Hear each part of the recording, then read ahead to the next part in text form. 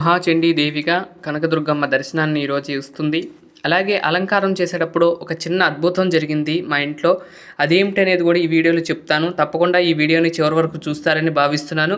అమ్మవారి యొక్క ఆశీస్సులు మీరందరూ కూడా పొందుతారని నేను కోరుకుంటూ ఈ వీడియో పెడుతున్నాను. తప్పకుండా ఈ వీడియోని చివరి వరకు చూస్తారని భావిస్తున్నాను.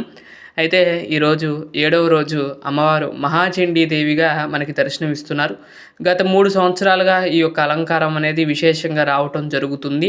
ఈ సంవత్సరం కూడా అమ్మవారి యొక్క ఈ మహాచండీ యొక్క అలంకారం రావటం, ఈ సంవత్సరం మరీ ప్రత్యేకంగా ఏంటంటే 11 రోజుల పాటు 11 అలంకారాల్లో ఆ దేవి దర్శనం ఇవ్వటం విజయవాడ కనకదుర్గమ్మ చాలా విశేషకరం ఈ సంవత్సరం మాత్రం. అయితే అయితే ఏమైందంటే కనుక ఈరోజు అలంకారం చేసేటప్పుడు నిన్న చేతులు ఏవైతే పెట్టానో అవే చేతులకి ఇవాళ కూడా చేద్దాము అన్నట్లుగా, అంటే ఆ చేతులే సరిపోతాయి కదా, నిన్న పెట్టిన చేతులే ఈరోజు కూడా సరిపోతాయిలే అన్నట్లుగా ఈజీగా అయిపోతుంది అని అనుకుని వచ్చాను. అలంకారం రోజు గంట అరగంటలో మొత్తానికి అలంకారం అయిపోతుంది. కానీ ఈరోజు అమ్మవారి యొక్క అద్భుతమేమో కానీ ఈరోజు మాత్రం 2:30 గంటలు పట్టిందండి అలంకారానికి. ఈరోజు చాలా చాలా నేనేమనుకున్నానంటే కనుక ఈరోజు తొందరగా అయిపోతుందిలే, తొందరగా అలంకారం ఇంకేముంది, కాళ్ళు పెట్టేసేసి చీర కడితే అయిపోతుంది కదా అలంకారం అనుకున్నాను. కానీ అమ్మవారు మాత్రం అయితే కాళ్ళు కట్టాను. కాళ్ళు కట్టేసరికి ఫస్ట్ కట్టేశారు, 2 కాళ్ళు కూడా కడితే ఒకటి కుడికాలు ఎడంకాలుకి, ఎడంకాలు కుడికాలుకి వచ్చేసింది. మళ్ళీ ఓడదీసి మళ్ళీ కుడికాలు కుడికి, ఎడంకాలు ఎడంకి పెట్టి మళ్ళీ కట్టాను. సరే అట్లా ఎంత అయిపోయింది. చీర కుచ్చులు కూడా పెట్టేసా, కింద కుచ్చులు కూడా పోసేసి పెట్టేయటం జరిగింది. అవి కూడా రాంగ్ రావటం జరిగింది. అలాగే ఈరోజు అలంకారంలో కూడా చిన్న పొరపాటు జరిగింది. ఏం పొరపాటు అంటే కనుక అది అమ్మవారి యొక్క కాళ్ళకు చుట్టిన ఆ యొక్క ఏదైతే ఉందో ఆ వస్త్రము అది కొంచెం వెనక్కి తిరగటం అనేది వచ్చింది. చూసారా, నేనేమనుకున్నాను ఈరోజు తొందరగా అయిపోతుంది అమ్మవారి అలంకారం అనుకున్నాను.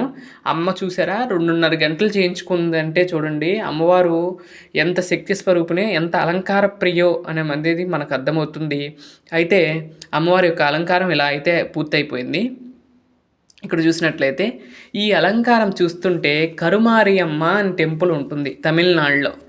ఆ కరుమారి అమ్మ అచ్చం అక్కడ ఎలా ఉంటుందో అదే రూపంలో ఇక్కడ ఉన్నట్లుగా అనిపించింది.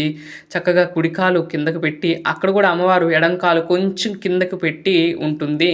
అలాగే కుడి చేతిలో త్రిశూలాన్ని పట్టుకుని, మరొక చేతిలో కుంకుమ బరిని పట్టుకుని అమ్మ అక్కడ దర్శనం ఇస్తుంది. అలాగే ఇక్కడ కూడా మనకి మహాచండీ అమ్మవారు అదే రూపంలో దర్శనం ఇచ్చారు. అలాగే అమ్మవారు 10 చేతులతో దర్శనం ఇవ్వటం చాలా అద్భుతంగా అనిపించింది. ఈ యొక్క అమ్మవారి యొక్క దర్శనం సర్వ శుభప్రదం, శుభకరం. అలాంటి అమ్మవారి యొక్క దర్శనాన్ని మీరు చేసుకోండి. ఆహా, మహాచండీ అమ్మవారి యొక్క అనుగ్రహం చేతే మనందరం కూడా మనం కార్యక్రమాలు జరుపుకుంటూ ఉంటాము. ఆ మహాచండీ యొక్క యాగం ఎవరైతే చేస్తారో, లేదా అమ్మవారి యొక్క కథను ఎవరైతే వింటారో, ఆ యొక్క అమ్మవారి యొక్క కరుణ చేత మనందరికీ కూడా మంచి జరుగుతుంది. కాబట్టి అలాంటి అమ్మవారికి ఈరోజు ఈ యొక్క అలంకారంలో దర్శనం ఇవ్వటం, అమ్మవారు కరుమారి అమ్మ రూపంలో కూడా దర్శనం ఇవ్వటం, అలాగే ఈరోజు విశేషంగా ఈ యొక్క మందార పూలతో అలాగే అలంకరించటం. నిన్న మొన్న చూసే ఉంటారు, మందారం పూలు గుచ్చి వేశాను, అలా కూడా చాలా బాగున్నాయి. ఈరోజు ఏం చేశానంటే చామంతి పూలని ఈ విధంగా కట్టానండి. అంటే ఒకదాని తర్వాత ఒకటి బెల్ట్ టైప్లో కట్టేసరికి అలా అయితే ఉంది. బెల్ట్ టైప్లో కట్టి మొత్తం కూడా వేశాను. కానీ చూస్తానికి ఎలా ఉందంటే ఒక గజమాల అమ్మవారి మెడలో వేస్తే ఎంత బాగుంటుందో అంత బాగుందండి. గజమాల స్వరూపిణిగా గజ మాలను అలంకరించుకుని మనకి దర్శనాన్ని ఇస్తుంది. ఫస్ట్ అనుకున్నాను ఈ సైడ్లో ఉన్నాయి చూడండి, పింక్ కలర్, అదేంటి బ్లూ కలర్వి. ఆ బ్లూ కలర్వి ఏం చేద్దాం అనుకున్నానంటే గజమాల లాగా వేద్దాం అనుకున్నాను. కానీ ఈ కలర్ కాంబినేషన్ అయిపోతుంది, అలాగే వెనక చేతులు కనపడవు కాబట్టి వైట్ వేసాను. ఈ యొక్క ఎల్లో కలర్ వేసాను. ఎల్లో కలర్ వేసేసరికి ఆ రెడ్ ఎల్లో మొత్తం కూడా కాంబినేషన్ చాలా బాగుంది అమ్మవారికి. ఈరోజు అమ్మవారు అయితే ఈ విధంగా దర్శనం ఇచ్చారు. అలాగే రేపు అమ్మవారు మూలా నక్షత్రం సందర్భంగా సరస్వతీదేవి అలంకారంలో దర్శనం ఇవ్వబోతుంది విద్యప్రదాయినిగా. రేపు అందరూ కూడా తప్పకుండా వీడియోని స్కిప్ చేయకండి. రేపు సాయంత్రం వచ్చే వీడియోని తప్పకుండా చూస్తారని నేను కోరుకుంటున్నాను. చూస్తుండగానే ఈ రోజుకి 7వ రోజుకి అమ్మవారి యొక్క నవరాత్రులు చేరుకున్నాము. ఆ అమ్మవారి ఈరోజు మహాచండిగా దర్శనమిస్తుంది కాబట్టి అమ్మవారిని మీరందరూ కూడా దర్శనం చేసుకోండి. మీకు ప్రాంతాల్లో ఎటువంటి అలంకారాలు చేశారండి అనేది కామెంట్ చేయండి తప్పకుండా. అలాగే నిన్న ఒకరు కామెంట్ చేశారు ఏమిటంటే కనుక అమ్మవారి అలంకరణ చేసి చూపించండి, ఎలా చేస్తున్నారో చూపించండి అని చెప్పారు. ఇది సాధ్యం కాదండి. ఈ దసరా నవరాత్రుల్లో అమ్మవారి యొక్క నిజరూప అలంకారాన్ని ఎలా చేస్తామనేది చూపించడం చాలా కష్టం. అమ్మవారి శక్తి ఎక్కువగా ఉంటుంది కాబట్టి ఈ 9 రోజులు కానీ ఈ 11 రోజుల పాటు అలంకారాన్ని వీడియో కానీ అలంకారం చేసేటప్పుడు వీడియో కానీ ఫోటో కానీ ఎప్పుడు తీను. అసలు మామూలుగా కూడా అలంకారాలు చేసేటప్పుడు నేను వీడియోలు అయితే తీనండి. కాకపోతే మీరు అడిగారు కాబట్టి మీకోసం ఏం చేస్తానంటే కనుక దసరా శరన్నవరాత్రులు పూర్తి అయిపోయిన అమ్మవారి ఉద్వాసన పలికిన తర్వాత రోజు మీకు ఎలా అలంకారం చేశానో నేను తప్పకుండా వీడియో పెడతాను. మీకు నెక్స్ట్ ఇయర్ కన్నా పనికొస్తుంది. నేను తప్పు చేశాను ఏంటంటే కనుక దసరా శరన్నవరాత్రుల కన్నా ముందే నేను వీడియో చేయాల్సింది ఎలా కడతాను ఏంటనేది. కాకపోతే మేము ఊరెళ్ళి రావటం వల్ల కొంచెం ఇదైంది. లేదు అంటే కనుక మన పూర్వ వీడియోల్లో నేను కనకదుర్గమ్మ వారు ఉండేవాళ్ళు, పాత అమ్మవారు. అమ్మవారికి అయితే కడతం చూపించాను. కుదిరితే ఇక్కడ కింద డిస్క్రిప్షన్లో ఆ వీడియో ఇస్తాను, లింకు చూడండి ఒకసారి.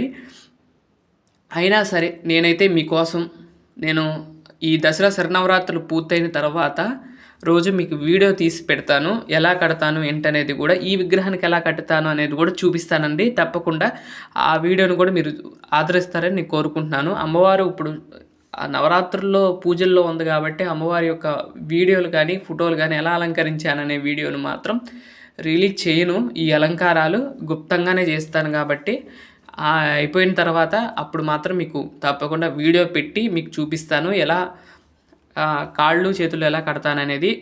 అదండి. కాకపోతే ఈ నవరాత్రుల్లో నేనైతే ఎప్పుడు చూపించిన అలంకారం చేయటం అది మాత్రం గమనించండి, కొంచెం ఏమనుకోకండి. నేను తప్పకుండా మీకోసం వీడియో చేసి పెడతానని నేను మీకు మాటిస్తున్నాను. లేదు అంటే కనుక నేను గుర్తు లేదు అంటే కనుక దసరా శరన్నవరాత్రులు అయిపోయిన 3వ రోజు కానీ 2వ రోజు కానీ తప్పకుండా కామెంట్ పెట్టండి. కామెంట్ పెడితే నేను మళ్ళీ చూసి నాకు గుర్తుంటే కనుక చేస్తాను. లేదంటే కామెంట్ పెట్టితే కామెంట్ చూసైనా నేను అలంకారం చేస్తాను. కాబట్టి నేను ఎలా తయారు చేయాలి, ఎలా కట్టాలి అనేది కూడా చూపిస్తాను వస్త్రాలు. తప్పకుండా నా ఛానల్ ఫాలో అవుతారని నేను కోరుకుంటున్నాను. అమ్మవారికి ఈ విధంగా నివేదన కూడా జరిగింది.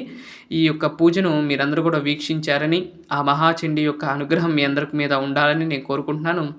అలంకారం ఎలా ఉంది ఏంటనేది కామెంట్ చేయండి. ఈ రూపం ఎలా ఉంది, అమ్మవారి యొక్క రూపం అనేది కూడా కామెంట్ చేయండి. నాకైతే చాలా బాగా నచ్చింది. మీకు కూడా ఎలా అనిపించింది, అమ్మవారి యొక్క ఆశీస్సులు మీకు కూడా కలగాలని నేను మనస్ఫూర్తిగా కోరుకుంటూ మరొక మంచి వీడియోతో రేపటి వీడియోలో కలుస్తాను. అంతవరకు సెలవు, నమస్కారం. ఆ జగన్మాతకి ఇస్తున్న మంగళహారతిని మీరందరూ కూడా కళ్ళకద్దుకోండి. ఆ మంగళ హారతి వెలుగుల్లో ఆ తల్లి యొక్క దర్శనం, అలాగే ఒక పక్క ధూపం వస్తూ ఉండగా అమ్మ చిరునవ్వులు చిందిస్తూ మనకి దర్శనాన్ని ఇస్తుంది. అమ్మ గురించి కానీ ఆ అమ్మవారి గురించి కానీ ఎంత చెప్పినా తక్కువేనండి. ఆ జగన్మాత ఏ రూపంలో ఎలా చేయించుకుంటుందో ఆ తల్లి ఆమె చేయించుకుంటుంది. ఆమె అనుగ్రహ చేతనే మనం నడుస్తూ ఉన్నాం కాబట్టి ఈ నవరాత్రుల్లో మేము మాత్రం అమ్మకే వదిలేస్తామండి. అమ్మే చూసుకుంటుంది అన్నీ కూడా.